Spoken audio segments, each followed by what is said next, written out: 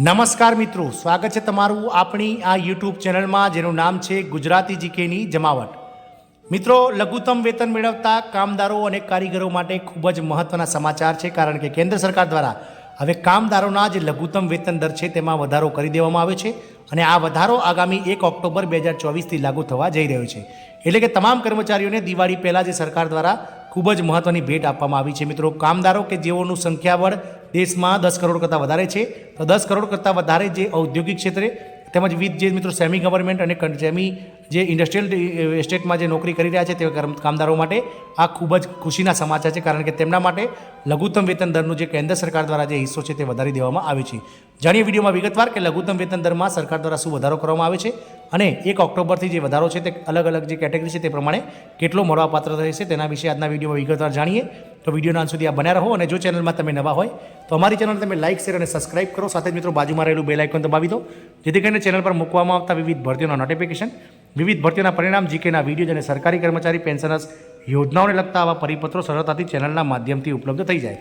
તો લઘુત્તમ વેતન દરનો વધારો સરકારે કામદારોને આપી છે મોટી ભેટ, કારણ કે દિવાળીના તહેવાર પહેલાં જ કેન્દ્ર સરકારે લઘુત્તમ વેતન દરમાં વધારો કરી અને રાજ્યના અસંગઠિત ક્ષેત્ર અને વિવિધ રાજ્ય સરકારોના અને કેન્દ્ર સરકારના અસંગઠિત ક્ષેત્રોમાં સંકળાયેલા સાથે ઇન્ડસ્ટ્રીયલ એટલે કે ઔદ્યોગિક ક્ષેત્રે સંકળાયેલા કામદારોના જે લઘુત્તમ વેતન છે, જે કુશળ જેને કહેવાય કે મિત્રો સ્કિલ, અનસ્કિલ અને સેમી સ્કિલ જે મિત્રો વર્કર્સ છે એટલે કામદાર છે તેમના વેતનમાં વધારો કરી દેવામાં આવ્યો છે।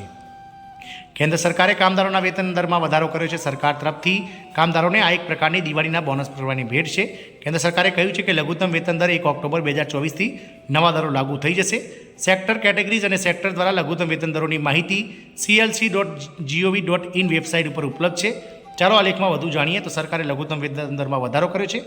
નવો લઘુત્તમ વેતન દર 1 ઓક્ટોબર 2024થી તમામ માટે લાગુ થઈ જશે। બિઝનેસ ડેશની વાત કરીએ તો નવી દિલ્હીમાં કેન્દ્ર સરકારે દિવાળી પહેલાં જ કામદારોને મોટી ભેટ આપી દીધી છે, કારણ કે સરકારે બાંધકામ, ખાણકામ અને કૃષિ જેવા ક્ષેત્રોમાં કામ કરતા મજૂરોના લઘુત્તમ વેતનમાં ખૂબ મોટો વધારો કર્યો છે। લઘુત્તમ વેતન દરમાં વધારો કરીને કામદારોને આર્થિક સહાય કરી છે અને લઘુત્તમ વેતન દર વધારી અને આવા કામદારોને દિવાળી પહેલાં બોનસના ભેટ સ્વરૂપે સરકારે અનેરી ભેટ આપી છે। મિત્રો, વેતન દરમાં કેટલો વધારો થયો છે કે કેન્દ્ર સરકારે કન્ઝ્યુમર પ્રાઇસ ઇન્ડેક્સ CPIના કામદારોના લઘુત્તમ વેતન દરમાં 2.24 પોઈન્ટનો વધારો કર્યો છે। નવા દર પ્રમાણે કામદારોનું વેતન 783 રૂપિયા પ્રતિ દિવસ એટલે કે 20,358 રૂપિયા માસિક હશે।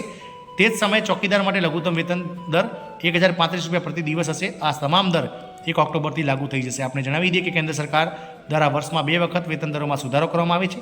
ચાલુ સપ્તાહની શરૂઆતમાં દેશભરના હજારો કામદારોએ વિરોધ પ્રદર્શન કર્યું હતું। વાસ્તવમાં કામદારો દરોમાં વધારો અને 4 શ્રમ કાયદાને રદ કરવાની માંગ કરી રહ્યા હતા। કામદારો બહુરાષ્ટ્રીય કંપનીઓ સામે કાયદાની તરફેણમાં છે। પુનરાવર્તન વર્ષમાં 2 વાર થાય છે। તો કેન્દ્ર સરકાર દ્વારા વર્ષમાં 2 વખત લઘુત્તમ દરમાં સુધારો કરવામાં આવે છે। તાજેતરનો સુધારો 1 ઓક્ટોબર 2024થી લાગુ થશે।